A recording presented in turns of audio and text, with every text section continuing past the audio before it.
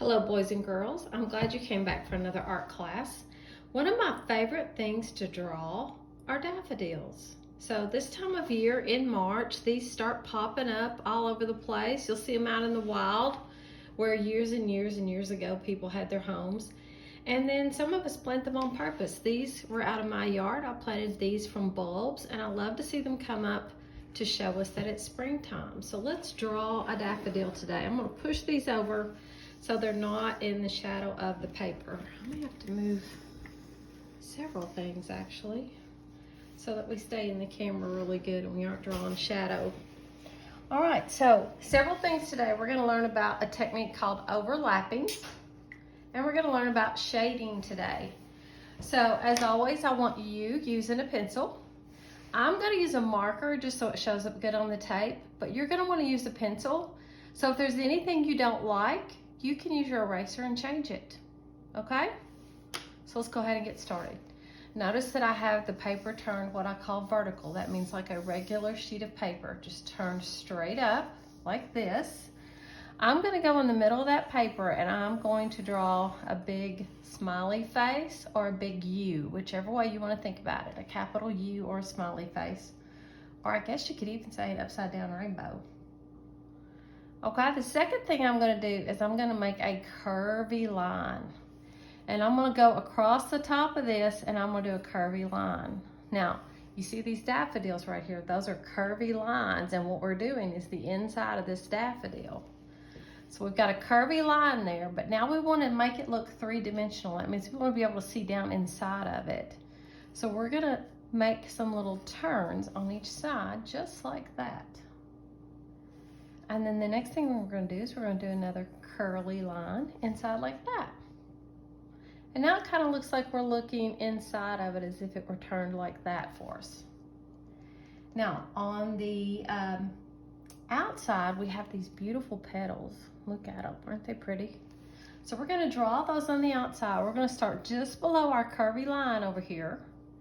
And just below that we're going to come out here and draw us a petal. And then we're going to do a technique called overlapping. Now overlapping means we're going to make this look like it is behind the other one. So we're going to come behind this one and draw a second one. That's called overlapping. It makes it look like this one is on top of that one. Or you could say this one is underneath that one, just because of the way we drew the line. All right, let's go over on this side. And this time I'm going to come up and be up in my curvy lines here. And I'm just going to draw a little petal like that. I kind of went out. You know, they're not perfect. Sometimes they're missing a little bit on the edges. They're not all exactly the same. That's what makes them so pretty. And I'm going to overlap this one. So I'm going to start over here behind it. And I'm going to come out and I'm going to draw me a petal.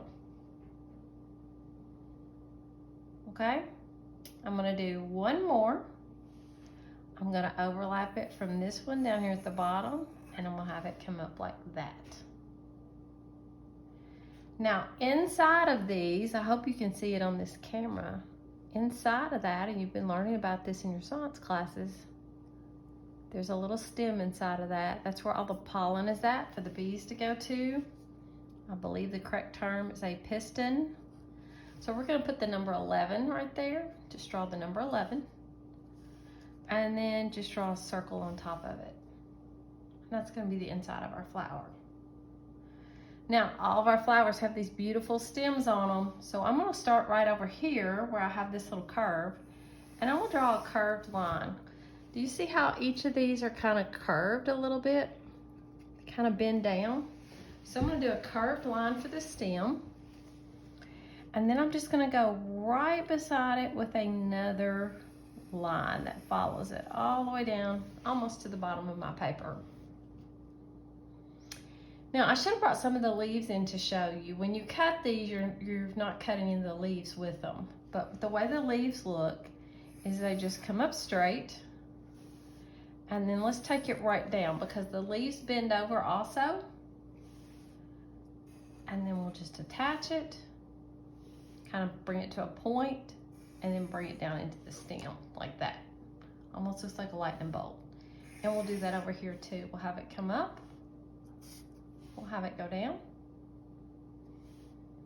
We'll bring it up, and then we'll bring it back over just like that.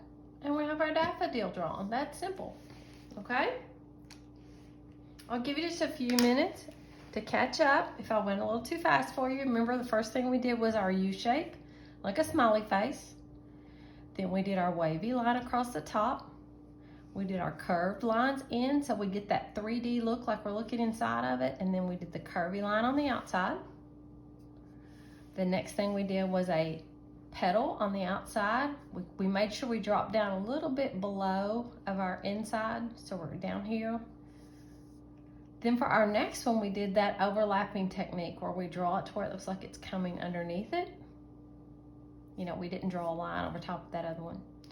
Then we came over here and we drew a smaller one because it's farther away from us. We want it to be a little bit smaller. That gives the illusion we're seeing it on the back side.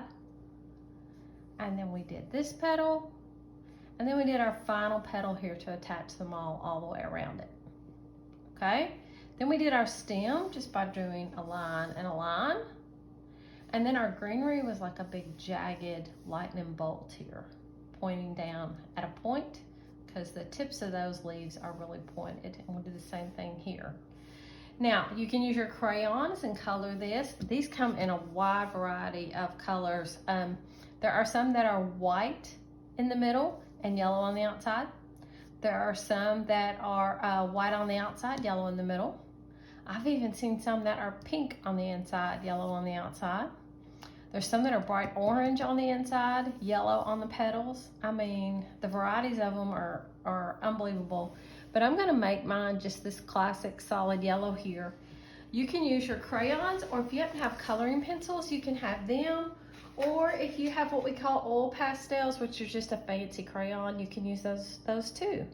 And so I'm gonna start coloring a little bit just to show you some shading techniques. And then I'll leave it up to you to finish your daffodil drawing. So I think the first thing I'm gonna do is I'm gonna start off, I'm just gonna use some coloring pencils, and you can barely tell they're two different shades, but they are. One's a little darker. So I'm gonna use my darker one, and I'm gonna use it to do the inside.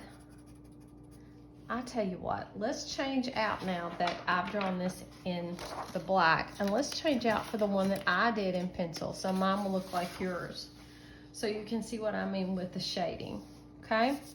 I've still got some places I erased there. I wanna make sure I get all that off. All right, so we're gonna use the darker, and we can actually go in here, and we can kind of make near this piston and the piston itself really dark, and then kind of go out. That will give you the illusion of looking inside. It gives it depth if you do the darker things on the outside. We may even want to do some darker on the edges of each of these, just on the outside edge, just to kind of give an illusion of depth or light. I think I'm gonna try that. And then I might want to do just a little bit on the insides of each one so it looks like they crinkle up. If you'll see right here, they are kind of crinkly. So to give that illusion of some wrinkles, I might do a little bit on the inside with this darker color. If you don't have a darker color, then you're just gonna do it all yellow, and it's still gonna look fabulous. Now here's the lighter yellow. I'm gonna go around in the inside with it.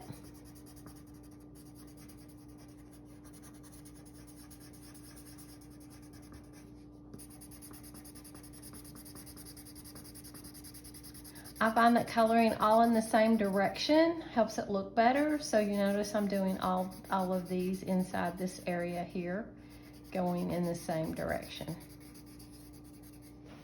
Okay, now I think I'm gonna play a little bit, and I'm gonna grab one of my oil pastels. You can keep going with your crayons if you've got crayons, or you can use your coloring pencil, and we'll leave it up to you. Uh-oh, this one got some green on it that was sitting next to it. But that's okay too, because these petals are actually green before they turn yellow. So that makes it kind of cool. The oil pastels are a little bit oilier. than a crayon, so that makes them slide, but it also makes them messy. So if you rub your hand over it, you could accidentally smear it. So you have to be careful with it, that you don't smear it.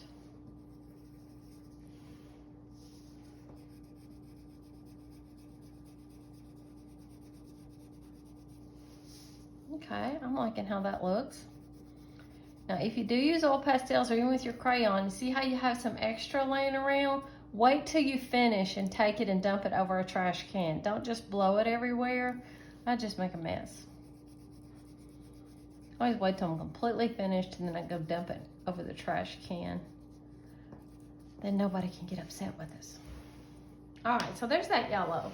Well, maybe I want to play with it. Maybe I want to add a little orange in it for a little bit of depth. I'm just going to shade a little orange here and there, see what I get. Ooh, I kind of like that. I'm going to put that orange in some of those places where I had highlighted before.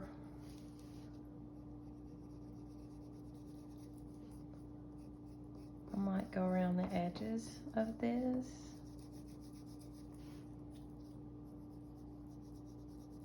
Just kind of play them up a little bit.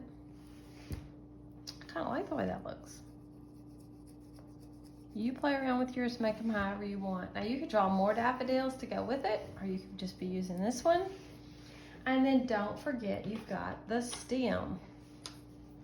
So the stem on these is green. I'm gonna use a dark green, and I'm just gonna trace over my pencil with the dark green. Sort of like I'm redrawing it.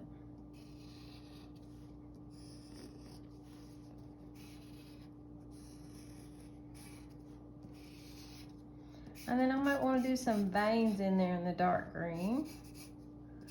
That's what we call shading. Give it some highs and some lows like that. And then I might want to use my light green and come back and fill it in. It's going to look very springy. One of the best things about spring, all the bright green grass comes back and we get all of our pretty colors back from the winter where things went dormant, kind of hid out for a while. I like snow too, but after Valentine's Day, I am ready for the sunshine and the flowers. Okay, so that's just a rough way to draw a daffodil. You could add to your picture, you could make more daffodils, you could add green grass down here, whatever else you want to do to add to your picture. And I hope you had fun drawing with me today. And I hope you come back for the next art club. Have a good day.